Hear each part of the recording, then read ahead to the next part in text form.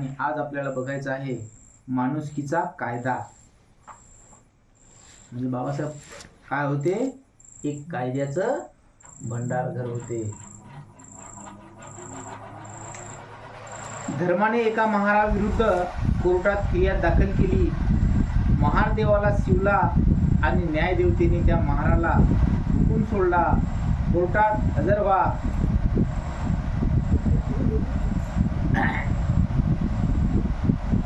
धर्माने एका महाराविरुद्ध कोर्टात फिर्याद दाखल केली. महार देवाला शिवला आणि न्यायदेवतेने त्या महाराला हुकूम सोडला. कोर्टात हजर व्हा.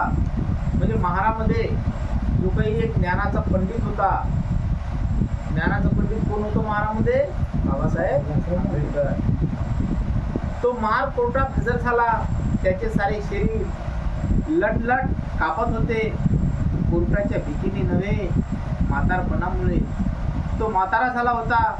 मरताना तरी देवाचे दर्शन घ्यावे म्हणून तो एका देवळात गेला होता आणि देवाचे दर्शन घेतले होते. पण त्यामुळेच त्याला कोर्टातही यावे लागले. काठी टेकत टेकत तो कोर्टात आला. कोर्ट सुरू व्हायला थोडा अवकाश होता. कोर्टाच्या पायरीपाशीच तो बसला. त्या महारावर काय होतं, ते कोर्टाचा खटला होता. माणूस मरायला जरी टिकला आणि कोर्टाची जर त्या माणसाला तारीख असेल तर निश्चितच त्या माणसाला काय व्हावं लागते, त्या कोर्टात त्या तारखेवर हजर राहावं लागते. म्हणून तो म्हातारा, म्हणजे एका म्हाताऱ्यावर एक खटला होता आणि तो खटला त्या कोर्टामध्ये मांडलेला होता आणि त्याला कोर्टाची तारीख असल्यामुळं त्याला कोर्टावर जावं लागलं आणि तो थकलेला होता, वयोवृद्ध झालेला होता. परंतु काठी टेकत टेकत आपला तो कोर्टाच्या पायरीवर जवळ जाऊन बसला. कोर्ट सुरू व्हायला थोडा अवकाश होता. म्हणजे काही वेळ अगोदरच जाऊन बसला. बाबा आपलं जाणं होत नाही, आपण कोर्टात जर हजर नाही राहिलो तर आपल्याला निश्चितच न्यायाधीश काय करेल, दंड नोटावर आपल्यावर खटला रचल, पुन्हा आपल्याला पुन्हा अरेस्ट करल. त्याच्यासाठी तो बिचारा अगोदरच तिथं जाऊन पायरी जवळ बसून राहिला. कोर्ट चालू राहिले, त्या वेळ होता, टाईम होता. कोर्टात आज खूप गर्दी होती. आताही गर्दी आणि बाहेरही गर्दी. त्या म्हाताऱ्या भोवती गर्दीत आजच्या खटल्याचा निकाल काय लागतो आणि या महाराला कोणती शिक्षा होते याकडे साऱ्याचे लक्ष होते. साऱ्यांची एकच इच्छा होती, या महाराला चांगली शिक्षा व्हावी. त्याने आमचा देव पाठवला. म्हणजे बघा, जे या साऱ्या सवर्ण लोकांना काय वाटत होतं, या महारावर म्हणजे त्या धर्माबद्दल त्याच्यावर खटला होता का, की त्यानं ते का देवाला पाठवलं, म्हणजे देवाचं दर्शन घेतलं असेल, देवाजवळ गेला असेल, तो देव पाठवला म्हणून या लोकांना त्याच्यावर खटला रचलेला होता. आणि त्यामुळं या साऱ्याचं लक्ष काय होतं, त्या म्हाताऱ्याकडे होतं की निश्चितच या म्हाताऱ्याला शिक्षा झाली पाहिजे, त्याला जेल झालं पाहिजे, याकडे साऱ्याचं लक्ष होतं. कारण त्यानं काय केलं होतं, गुन्हा आमचा देव पाठवला होता, त्यांचा देव पाठवलेला होता.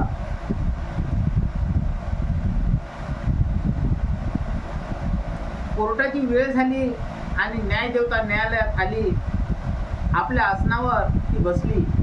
एकदा तिने सर्वत्र नजर फिरवली आणि हुकूम केला, आरोपीचा पुकारा करा. दारावरच्या शिपायाने उंच आवाजात आरोपीचा पुकारा केला. एकदा, दोनदा, तीनदा आणि पायरीवरचा तो म्हातारा काठीच्या आधाराने उठला. पण उठता उठता पडला. अरे देवा! म्हणजे त्या म्हाताऱ्याला काही चालता येत नव्हतं. म्हणजे तो त्या न्यायाधीशानं, न्यायदात्यानं काय केलं, पुकारा करायला सांगितला. त्या शिपायानं जोरच्या आवाजामध्ये पुकार केली, फलाना हजीर व्हा, विस्ताना हजीर व्हा, असं त्या म्हाताऱ्याला पुकारलं. तो म्हातारा बिचारा काय झाला, घाबरला, त्याला थरकाप सुटला आणि तो लगेच आत जाता जाता मध्येच तो टपकला, खाली पडला. त्याने लगेच एकदम असं धाडकन, अरे देवा! म्हणजे त्यानं काय केलं, देवाला आवाज दिला. पण त्याला आधार द्यायला कुणी आले नाही. त्याच्या काठीने त्याला आधार दिला आणि उठविले. काठीच्या आधाराने तो आत आला. शिपायाने आरोपीच्या पिंजऱ्याकडे बोट दाखवले. तो म्हातारा काठी टेकत टेकत आरोपीच्या पिंजऱ्यात आला.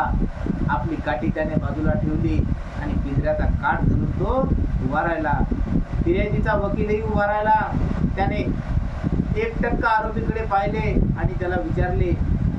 जे तो म्हातारा, त्या म्हाताऱ्याला काडीचा आधार घेतला. तो पडलेला होता, परंतु त्याला कोणी उठवायला आलं नव्हतं. देव पण त्या ठिकाणी त्याला उठवायला आला नाही, तर माणूस कुठला? मग तो बिचारा त्या काडीच्या आधाराने काय झाला, उभा राहिला. मग त्या जो शिपाई होता द्वारपाल, त्या द्वारपालानं त्या शिपायानं काय केलं, त्याला तो पिंजरा दाखवला आरोपीचा, की तुम्ही त्या पिंजऱ्यामध्ये जावं आणि तिथून तुम्ही साहेबापुढं हजर जबाब द्यावा.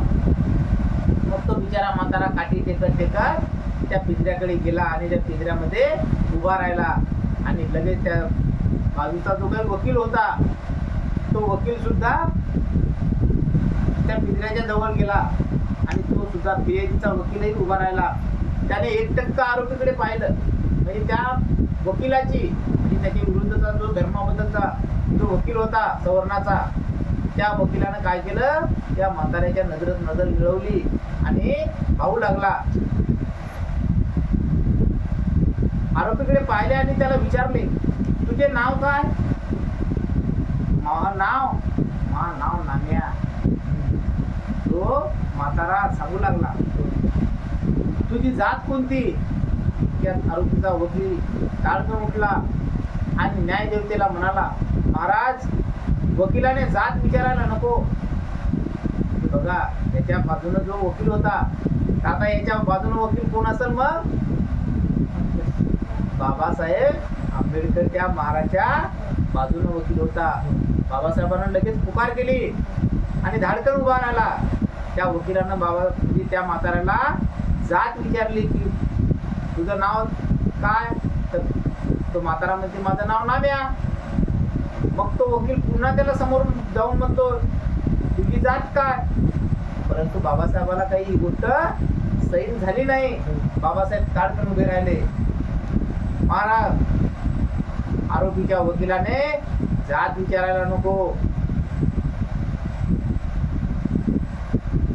न्यायदेवतेने फिर्यादीच्या वकिलाला समज दिली, जात विचारू नका. पण पिंजऱ्यातला तो म्हाताराच म्हणू लागला, महाराज, विचारू द्या, माई जात सांगतो मी. हे तो म्हातारा पण बाबासाहेबाला गोष्टी सैन होत नव्हत्या, परंतु तो म्हातारा म्हणा लागला की काय हरकत नाही, मला जात विचारू द्या, मी माझी जात सांगतो. न्यायदेवता थोडी हसली आणि तिनेच आरोपीला विचारले, कोणती जात आहे तुझी? म्हणजे त्या म्हणजे जे न्यायमूर्ती होता, न्याय देणारा न्यायदेवता होता, त्या न्यायदेवतेने सुद्धा त्या ठिकाणी काय आला, मग जरासा हसू आला त्या म्हाताऱ्याचा, की सांगा सांगा, काय हरकत नाही, तुमची जात मग काय आहे? जात माणसाची. आरोपीने ताडकन उत्तर दिले आणि साऱ्या कोर्टाला क्षणभर हसविले. म्हणजे त्या म्हाताऱ्यानं, बघा त्या म्हाताऱ्याला किती बुद्धी आली. माझी जात माणसाची आहे, मला इतरत्र दुसरी कुठली जात नाही. कारण बाबासाहेब आंबेडकरांचा एक केंद्रबिंदू होता, माणसाने माणसाशी माणसासारखे वागावे, हा माणसाचा केंद्रबिंदू आहे. म्हणजे बाबासाहेबांनी सांगितलं की या स्थळावर फक्त दोनच जाती आहे, स्त्री आणि पुरुष, बाकी जात नाही. परंतु हे सवर्ण लोक मानत होते का? नाही. फिर्यादीच्या वकिलाने दुसरा प्रश्न केला, तुझा धर्म कोणता? जो तुमचा धर्म तोच माझा धर्म. तुझा देव कोणता? जो तुमचा देव तोच माझा देव. तुझे वडील कधी देवळात गेले होते? नाही. तुझ्या वडिलाचे वडील कधी देवळात गेले होते का? नाही. म्हणजे बापाचा बाप सुद्धा माझ्या देवळात काही गेला नाही.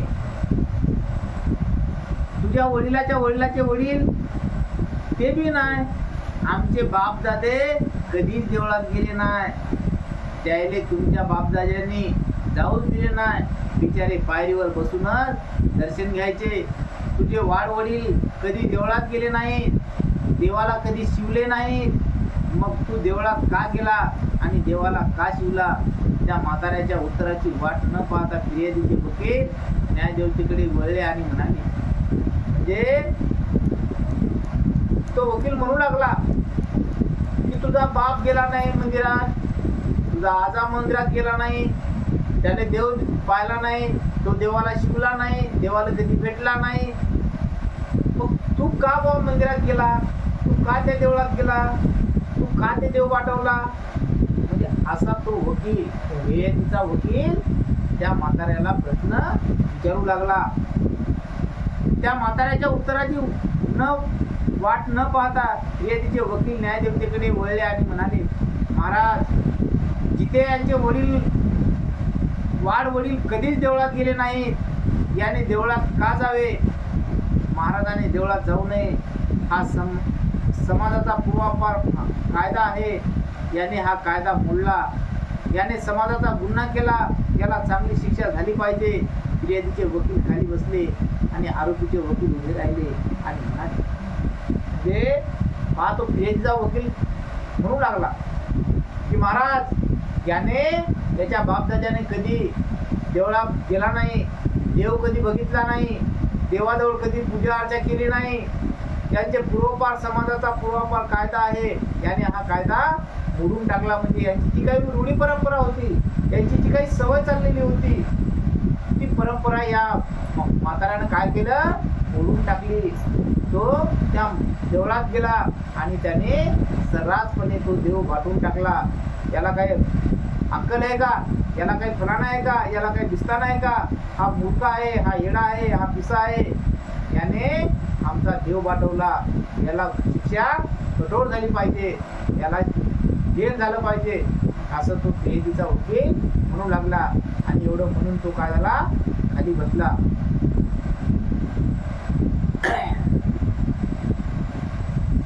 मग आरोपीचा वकील उभा राहिला. आता त्या म्हाताऱ्यावर खटला विचारायचा, तर त्याचा वकील मग उभा राहिला. महाराज, मला फिर्यादीला प्रश्न करायचे आहे. बघा, आता काही खरं नाही.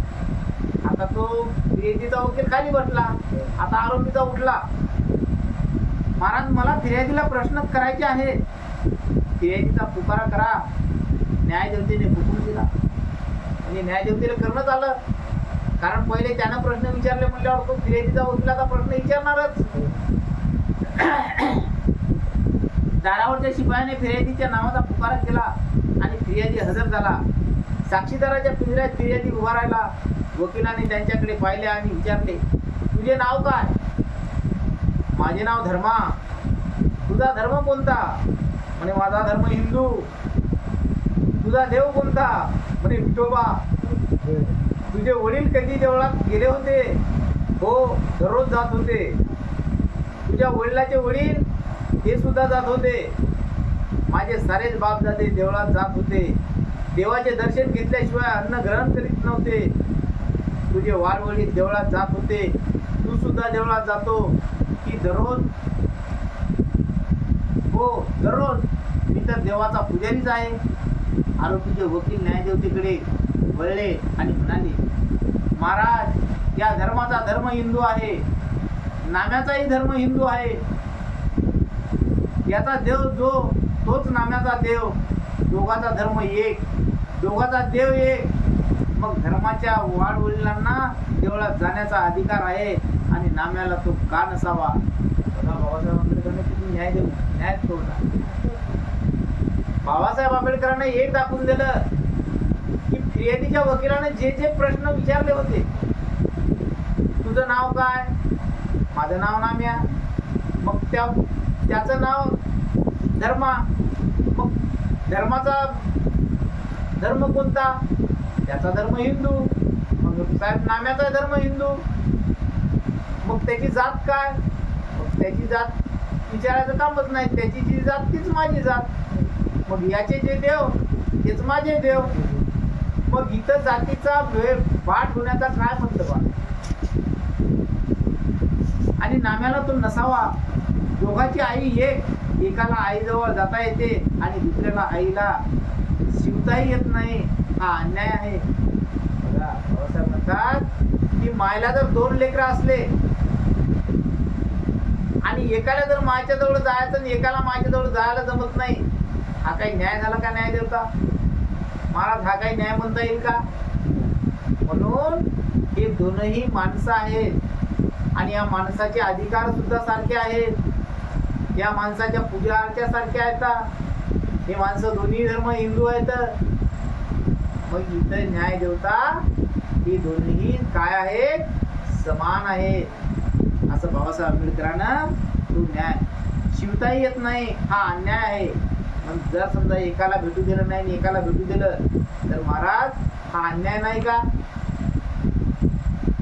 फिर्यादीच्या वकिलाला राहवले नाही, तो ताडकन उठले आणि म्हणाले, महाराज दोघाचा धर्म एक आहे, दोघाचा देव एक आहे, पण दोघांची जात एक नाही. बघा तो फिर्यादीच्या वकिलाला वाटलं की आता धर्म एक, माणसं एक, देव एक, पण म्हणे जात मात्र महाराज एक नाही. आरोपीचे वकील ताडकन उठले. आता इथं तर पहिलं त्या ज्ञानाचं भंडार होतं याच्या पाठीमाग. बाबासाहेब रावले गेले नाही, बाबासाहेब सुद्धा ताडकन उठले. बाबासाहेब म्हणत की महाशय दोघांची जातही एकच आहे माणसाची. म्हणजे तो जरी म्हणत असेल की याची जात नाही, म्हणजे आमची दोघांची जात अलग अलग आहे, परंतु मी सांगतोय की दोघांची जात या ठिकाणी एक आहे. या दोघांची जात काय आहे? माणसाची आहे. हा बी माणूस आहे आणि हा बी माणूस आहे. फिर्यादीच्या वकिलाने फक्त रागाने पाहिले आणि ते खाली बसले. आता न्याय देवता काय निकाल देते याकडे साऱ्यांचे लक्ष लागले. न्याय देवतेच्या डोळ्यावर पट्टी होती. तिने आपले हातही कानावर ठेवले आणि न्याय दिला. कोणाला न्याय दिला? धर्माला. न्याय देवतेने नाम्याला दोषी ठरवले आणि दंडाची शिक्षा केली. काय गुन्हा होता नाम्या महाराजचा? देवदर्शन. म्हणजे न्याय देवतेने सुद्धा काय केलं? डोळ्यावर एक कपडा झाकला, पडदा आणला, तिथं कायद्याचा प्रचार केला आणि त्या नाम्याला देवदर्शन का घेतलं? देवाची पूजा का केली? त्या देवळात काय केला? म्हणून त्या नाम्या महाराजांनी विचाराने काय केलं? शिक्षा ठोठावली. त्या नाम्याच्या विरुद्ध दिशेने निकाल दिला. हा न्याय ऐकून देवालाही राग आला असेल, पण करतो काय? तो सुद्धा बंदिस्त होता. धर्मपंडितांनी त्याला सुद्धा गुलाम केले होते. देव सुद्धा शिक्षा भोगीत होता जन्मठेपेची. म्हणजे देवाला सुद्धा देव, जे हिंदू धर्मातले देव आहेत ते कुठं आहेत? देवळात बंदिस्त केलेले आहेत. म्हणजे त्याले सुद्धा मंदिरात कशात आहेत? ते रूपात आहेत. देव सुद्धा कैदेत आहेत आणि ते देव सुद्धा काय करतात? जन्मठेपेची शिक्षा भोगत असतात. भीमरावाने वर्तमानपत्रात ही बातमी वाचली आणि त्याला चीड आली. हा कसला न्याय? हा तर फार मोठा अन्याय आहे. दीनदलितांवर धर्म तर अन्याय करतोच आहे, पण आता सरकारने अन्याय करावा. भीमरावला संताप आला. भीमराव सुद्धा त्यावेळेस वकिलाचाच धंदा करीत होता, पण हा धंदा तो पोटासाठी करीत नव्हता, दीनदलितांना न्याय मिळवून देण्यासाठी करीत होता. हा निकाल वाचला आणि त्याने ठरवले